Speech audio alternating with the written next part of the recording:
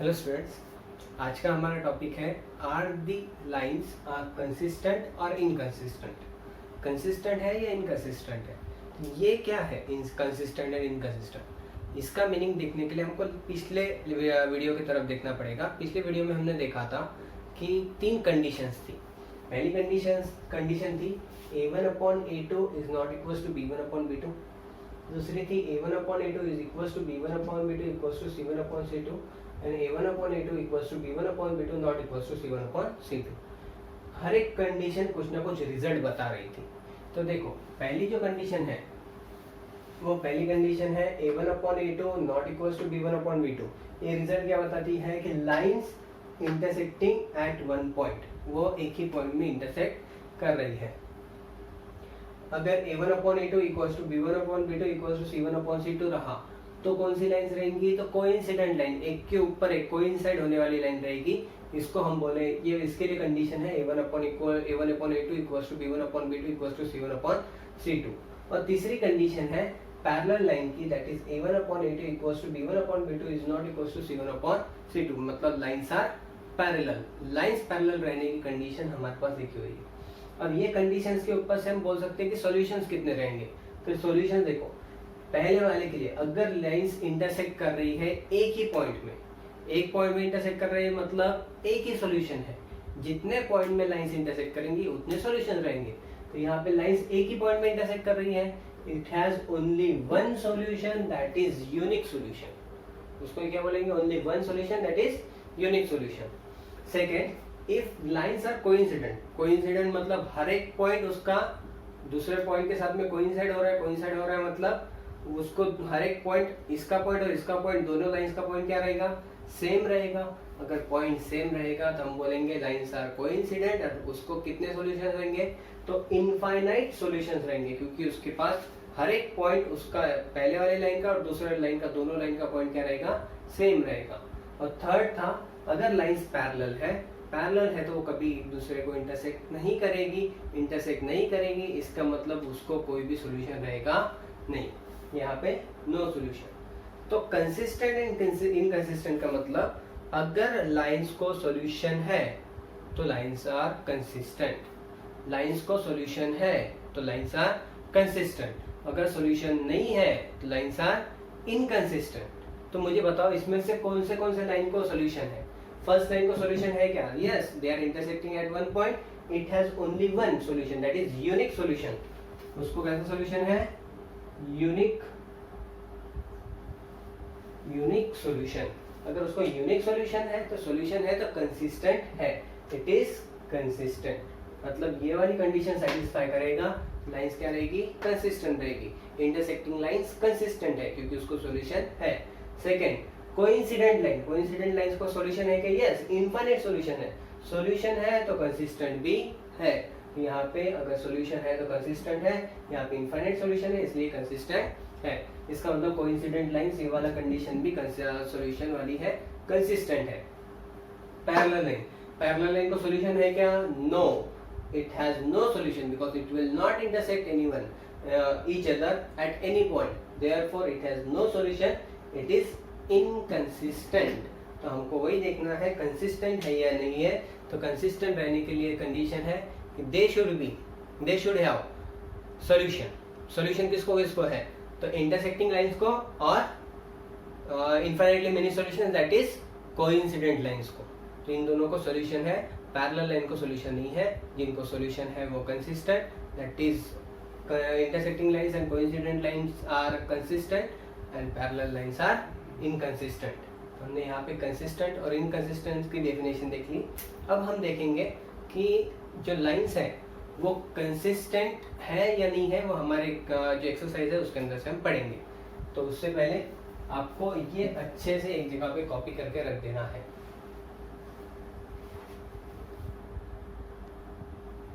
अब हम आगे का क्वेश्चन देखते हैं। Next question, third question number 3। Question number 3 के अंदर उन्होंने बोला है, on comparing a1/a2 b1/b2 and c1/c2 check whether the given lines are consistent और इनकंसिस्टेंट। तो कंपेयर करना है तो हमको क्या करना पड़ेगा? तो हमको a1 a2 निकालना पड़ेगा। a1 equals to 3, b1 is equals to 2। अब मुझे बताओ एक चीज़ यहाँ पे ध्यान देने वाली है, क्या ये इक्वेशंस जो दिए हुए हैं ये स्टैंडर्ड फॉर्म में है? No, it is not in the standard form. But अब यहाँ पे हमको स्टैंडर्ड फॉर्म में उसको लाते आता है। कैसे? तो हम बोलेंगे 3x plus 2y is equals to, तो इक्वल्स टू 5 है, उसको इधर लेके आएंगे तो क्या आ जाएगा -5 इक्वल्स टू 0। तो हमको यहाँ पे इसको एक स्टैंडर्ड फॉर्म में लाते आएगा। सबको स्टैंडर्ड फॉर्म क्या है? a1x plus b1y plus c1 is equals to 0। a2x मतलब 2x minus 3y minus 7 equals to 0। Standard form में आ गए। अब स्टैंडर्ड फॉर्म में आने के बाद में हम यहाँ पे a1 a2 निकालेंगे। a1 equals to 3, b1 equals to 2, c1 equals to -5, a2 equals to -3, sorry a2 equals to 2, b2 equals to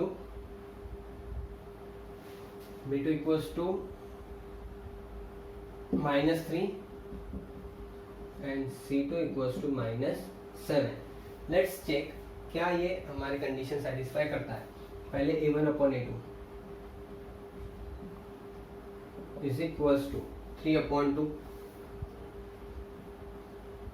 b1 upon b2 is equals to 2 upon -3। ये पहले इसमें हमको दिख रहा है कि a1 upon a2 is not equals to b1 upon b2। 3/2 is not equals to 2/-3. Therefore, a1 upon a2 is not equals to b1 upon b2. Therefore, lines intersect at one point. Therefore, lines are consistent. Lines कैसी है? Consistent है। Solution है तो consistent है, solution नहीं है तो consistent नहीं है। एकदम सिंपल है। आपको चेक करना है लाइंस कंसिस्टेंट है कि नहीं है। कंसिस्टेंट है कि नहीं है चेक करने के लिए आपको a1 upon a2, b1 upon b2, c1 upon c2 निकालना है। उनके रेशियोज कंपेयर करने हैं। अगर वो रेशियोज आते हैं तो हम बोलेंगे लाइंस कंसिस्टेंट है, मतलब हमको इंटरसेक्टिंग एट वन पॉइंट वाली कंडीशन मिलती है या फिर इनफाइनाइटली मेनी सॉल्यूशंस वाली कंडीशन मिलती है तो हम बोलेंगे लाइंस कंसिस्टेंट है। अगर वो नहीं मिलती है तो हम बोलेंगे लाइंस कंसिस्टेंट नहीं है। अब उसके बाद में मैं लेता हूँ उसमें से डायरेक्ट क्वेश्चन नंबर 3, मतलब क्वेश्चन 3 का थर्ड। सेकेंड वाला आप घर पे कर सकते हो, थर्ड वाला मैं ले रहा हूँ।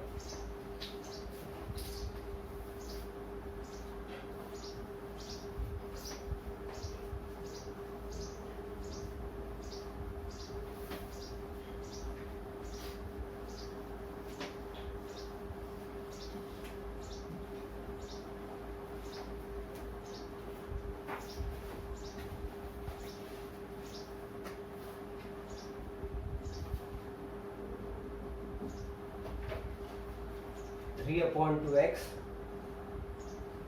Plus 5 upon 3y is equals to 7 is equals to 7। ये हमारा स्टैंडर्ड फॉर्म में नहीं है, इसको पहले स्टैंडर्ड फॉर्म में लाना पड़ेगा। 9x minus 10y equals to 14। 9x minus 10y is equals to 14। Standard form 3/2x plus 5/3y minus 7 equals to 0।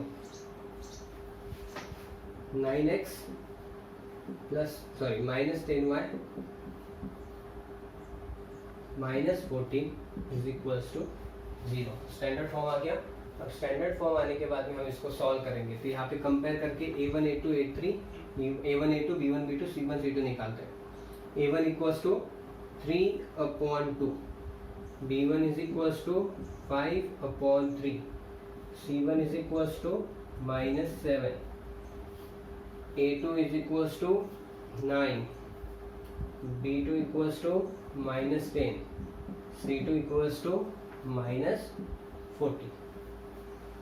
अब यहाँ पे हम निकालेंगे A1 upon A2 is equals to A1 is 3/2, A2 is 9, A1 is 3/2 divided by 9। आपको इसको मैं थोड़ा सा अच्छे से सॉल्व करके बता दूं, आपको इसमें कंफ्यूजन होगा कि यहाँ पे क्या करना चाहिए। तो देखो हम इसको थोड़ा रफ में सॉल्व करते हैं।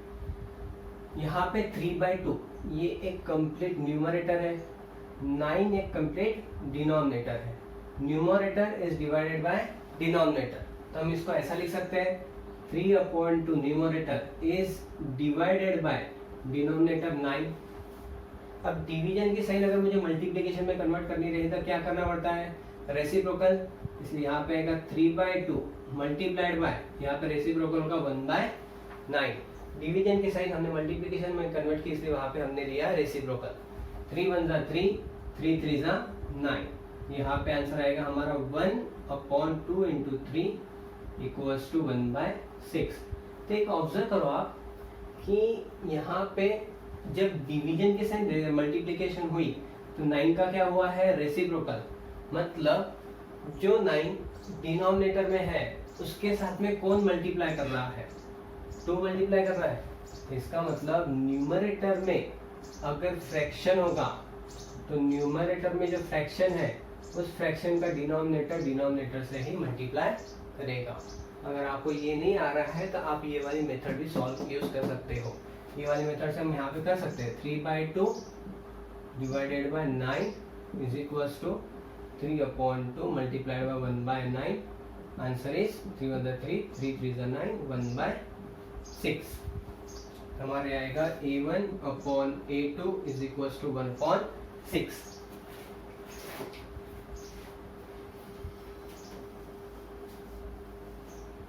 फिर हम निकालेंगे A1 अपॉन A2 आ गया। अब हम निकलेंगे B1 upon B2। B1 upon B2 is equals to B1 कितना है 5/3, B2 कितना है -10, 5/3 डिवाइडेड बाय -10। अगर हम इसको ऐसा ही सॉल्व करेंगे 5/3 divided by -10 equals to 5/3 multiplied by 1/-10। 5 1 जा 5, 5 2 जा 10। तो यहाँ पे आंसर आएगा इक्वल्स टू 1/3 मल्टीप्लाइड बाय 1/-2। यहाँ पे निगेटिव साइन थी इसलिए यहाँ पे आएगा 1/-6। सर ये दोनों सेम है, no, it is positive it is negative, तो दोनों सेम रहना पॉसिबल नहीं है। इसलिए हम यहाँ पे बोलेंगे A1 upon A2 is not equals to B1 upon B2। Therefore, lines are intersect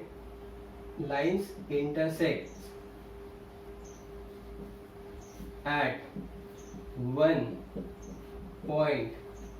Therefore, lines are consistent. Lines कैसी है, कंसिस्टेंट है। तो आपको इसके अंदर देखना है लाइंस क्या हो रही है, कंसिस्टेंट आ रही है। लाइंस कंसिस्टेंट क्यों आई है, क्योंकि they are intersecting at one point पे इंटरसेक्ट करना, मतलब हमारी जो कंडीशन है A1 upon A2 is not equal to B1 upon B2। तो ये वैसे हमको इसको सॉल्व करना है, आपको बताना है लाइंस कंसिस्टेंट है या नहीं है। इसके लिए आपको आगे के क्वेश्चंस आपको खुद को सॉल्व करने हैं। तो हमने क्वेश्चन नंबर 3 का फर्स्ट और थर्ड सॉल्व किया है, सेकेंड, फोर्थ एंड फिफ्थ आपके लिए होमवर्क है, वो आपको घर पे सॉल्व करना है। फिर आगे देखेंगे हम क्वेश्चन नंबर 4। क्वेश्चन नंबर 4 में बोला है which of the following pairs of linear equations are consistent और इनकंसिस्टेंट। कौन से कंसिस्टेंट है और कौन से कंसिस्टेंट नहीं है। If consistent obtain the solution graphically, और अगर कंसिस्टेंट है हमको क्या निकालना है, सॉल्यूशन निकालना है। कैसे, तो graphically. We all know how to find the solution graphically. Solution कैसे निकालते हैं हमको सबको पता है। हम क्या करते हैं, तो ऑर्डर्ड पेयर्स तैयार करते हैं। ऑर्डर्ड पेयर्स तैयार करने के बाद में उनको ग्राफ के ऊपर सॉल्व करते हैं और फिर उसके ऊपर से सॉल्यूशन निकालते हैं। तो आपको आज 2 होमवर्क करने हैं। पहला, ये यहाँ पे जो क्वेश्चन नंबर 3 था उसमें का सेकंड, फोर्थ एंड फिफ्थ, और क्वेश्चन नंबर 4 ये अभी आपको कंप्लीट होमवर्क है, इसके आपके फोटो मेरे पास आ जाने चाहिए। उसके बाद में question number 5, let's see question number 5। Question number 5 थोड़ा अच्छा क्वेश्चन है, हमको उसको अच्छे से देखना पड़ेगा।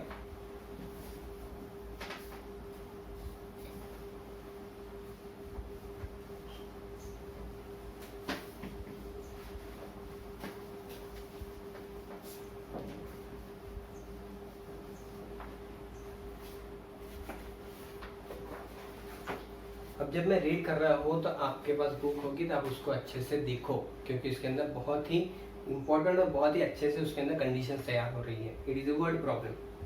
Half the perimeter of rectangular garden whose length is 4 meter more than its width is 36. Find the dimension of the garden.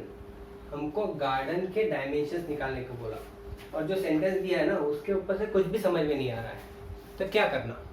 तो वहां पे एक वर्ड आया है half the perimeter of the garden, perimeter का आधा।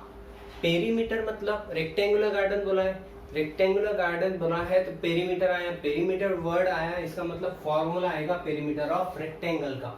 Perimeter of rectangle is equal to 2 in bracket L plus B। तो यहाँ पे हमको क्लियर समझ रहा है कि हमको लेंथ और ब्रेथ के फॉर्म में कुछ भी कंडीशन तैयार करनी है। पेरीमीटर वर्ड आया तो लेंथ और ब्रेथ के फॉर्म में कुछ भी करना है, तो पहले तो हमको लेंथ और ब्रेथ पता रहना जरूरी है। इसीलिए हम सबसे पहले वेरिएबल अलॉट करेंगे लेंथ और ब्रेथ को, क्योंकि अगर हमको लेंथ और ब्रेथ पता हो गई तो हम आगे के क्वेश्चन को सॉल्व कर सकते हैं। तो हम पहले सबसे पहले अलॉट करेंगे variable length of rectangular garden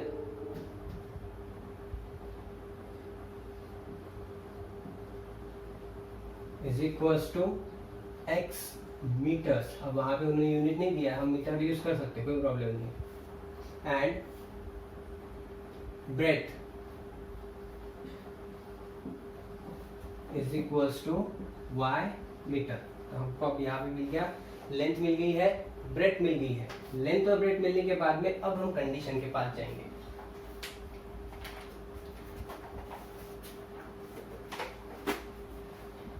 condition देखो,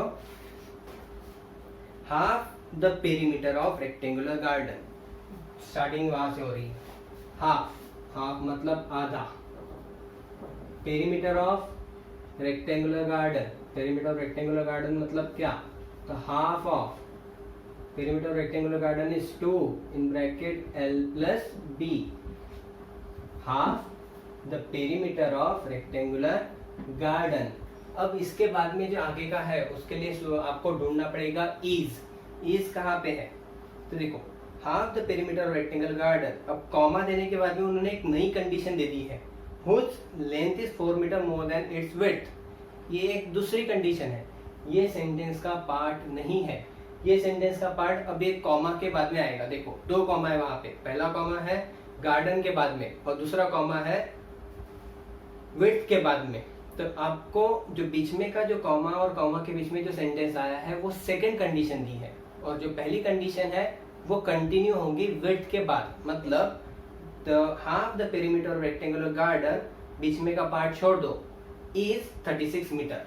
half the perimeter of rectangular garden is 36 metre. इतना ही सेंटेंस है, इसका मतलब इज इक्वल्स टू 36 मीटर। ये हमारा पहला सेंटेंस है।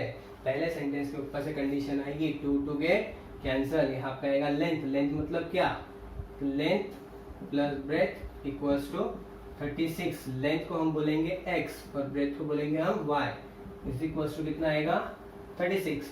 अब सेकंड कंडीशन जो पार्ट हमने बीच में का छोड़ दिया था अभी उसको पढ़ो। बीच में का पार्ट क्या है, whose length is, whose length मतलब x, इज इसका मतलब इज इक्वल्स टू 4, मोर का मतलब प्लस। मैंने आपको एक इमेज शेयर की थी, वो इमेज के ऊपर मैंने सब लिख के दिया था कि किसको क्या पढ़ना है। इमेज को अच्छे से पढ़ो, उसके अंदर से आप वर्ड प्रॉब्लम बहुत इजीली सॉल्व कर सकते हो। तो whose length is 4 metre more than किससे, देन इट्स विड्थ, विड्थ मतलब ब्रेथ, उसकी विड्थ से क्या है 4 मीटर ज्यादा है। तो आपको यहाँ पे दिख रहा होगा x equals to 4 plus y, that is y को इधर भेज दो, x minus y is equals to कितना आएगा 4, या फिर इसको ऐसा भी रहने दिया तो चलेगा, क्योंकि हमको इसको ग्राफिकली सॉल्व करना है। ग्राफिकली सॉल्व करना है मतलब क्या करना है, हमको इसका एक ग्राफ बनाना है, मतलब इसके 3 ऑर्डर्ड पेयर बनेंगे, इसका एक ग्राफ बनाना है, इसके 3 ऑर्डर्ड पेयर बनेंगी, दोनों ऑर्डर्ड पेयर्स को आपको ग्राफ के ऊपर प्लॉट करना है, और प्लॉट करने के बाद में उसका जो आंसर आएगा, मतलब दोनों लाइंस का इंटरसेक्शन पॉइंट, समथिंग लाइंस ऐसी आएगी, 2 लाइंस का एक इंटरसेक्शन पॉइंट आएगा, ये पॉइंट का जो x और y कोऑर्डिनेट रहेगा, यही इसका क्या रहेगा सॉल्यूशन। समझ में आया? तो आपको लास्ट में सॉल्यूशन में लिखना है length of rectangular garden is equals to जो भी आया होगा आपका आंसर वो, and breadth of rectangular garden is equals to जो भी आंसर होगा वो। तो आपको इसके अंदर 5th वाला क्वेश्चन के ग्राफ भी आपको सॉल्व करना है। अब हमारा बचता है question number 6 and question number 7, जो हम कल के वीडियो में देखेंगे, और साथ में कल हम अलजेब्रिक मेथड भी स्टार्ट करने वाले हैं। तो कल का वीडियो बहुत ज़्यादा इम्पोर्टेंट है, आज का अच्छे से होमवर्क कंप्लीट करो। अगर आपको होमवर्क आ रहा है तो इसका मतलब आप बहुत अच्छे से पढ़ रहे हो, और कुछ डाउट्स आ रहे हैं तो आप मुझे मेरे व्हाट्सएप नंबर के ऊपर आपके डाउट्स भेज सकते हो, आई विल रिप्लाई यू। आपके डाउट्स होंगे तो क्लियर कर सकता हूँ, कहीं ज़्यादा डाउट होंगे तो हम वहाँ पे कॉन्टैक्ट थ्रू, कॉल थ्रू भी आपके डाउट्स क्लियर कर सकते हैं। तो आपके डाउट्स होंगे तो क्लियर कर लो, और नहीं होंगे तो इसको होमवर्क को आपको कंप्लीट करना है। Thank you.